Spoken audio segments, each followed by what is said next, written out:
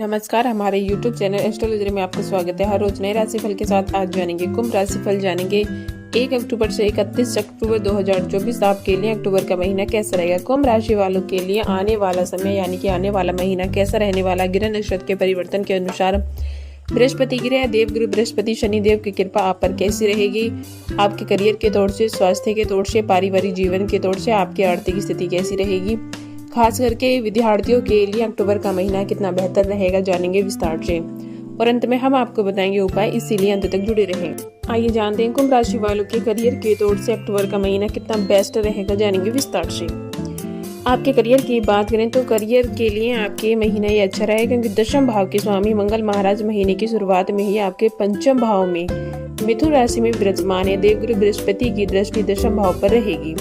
साथ ही 9 अक्टूबर से बृहस्पति वक्री दृष्टि से दशम भाव को देखेंगे और आपके राशि स्वामी शनि महाराज प्रथम भाव से वक्री दृष्टि से ही दशम भाव को देखेंगे। ऐसे में इससे नौकरी में आपके ऊपर काम का दबाव भी रहेगा और हो सकता है कि एक ही काम को आप बार बार करना पसंद करेंगे, लेकिन इससे हताश और निराश न हो, बल्कि अपने जज्बे को बनाए रखें और लगातार मेहनत करते रहें। व्यापार करने वाले जातकों की बात करें तो उनको इस महीने कुछ चुनौतियों का भी सामना करना पड़ सकता है, क्योंकि वक्री शनि महाराज की दृष्टि आपके शतम भाव पर पूरे महीने रहने वाले। शतम भाव के स्वामी सूर्य महाराज महीने की शुरुआत में अष्टम भाव में बुध और केतु के साथ विराजमान है, जिससे व्यापार में चुनौतियां भी बढ़ेंगी और साथ ही साथ आपको कुछ आसान कामों को करने में भी बार बार रुकावट का भी सामना करना पड़ सकता है, इसीलिए हिम्मत से काम लें।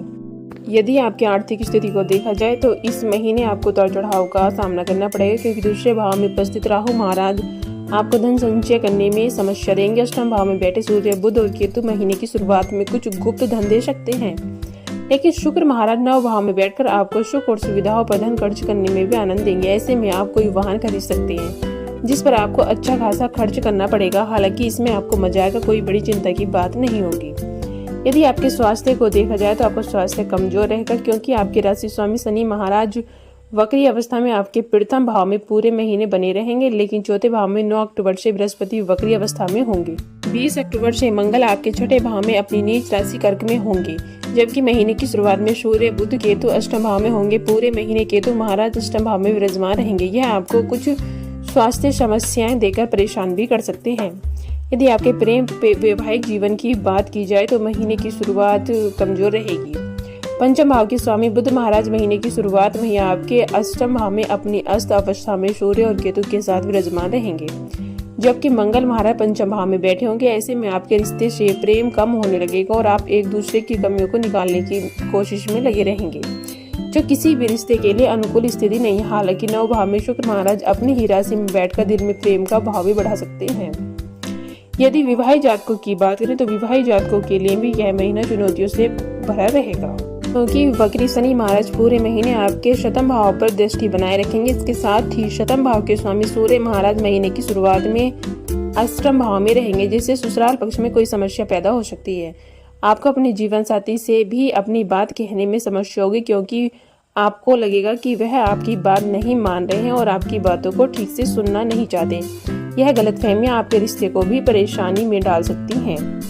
यदि आपके पारिवारिक जीवन की बात करें तो पारिवारिक जीवन के लिए महीना सही रहेगा, क्योंकि दूसरे भाव में पूरे महीने केतु महाराज विराजमान रहेंगे। वहीं दूसरे भाव के स्वामी बृहस्पति महाराज पूरे महीने चतुर्थ भाव में रहेंगे।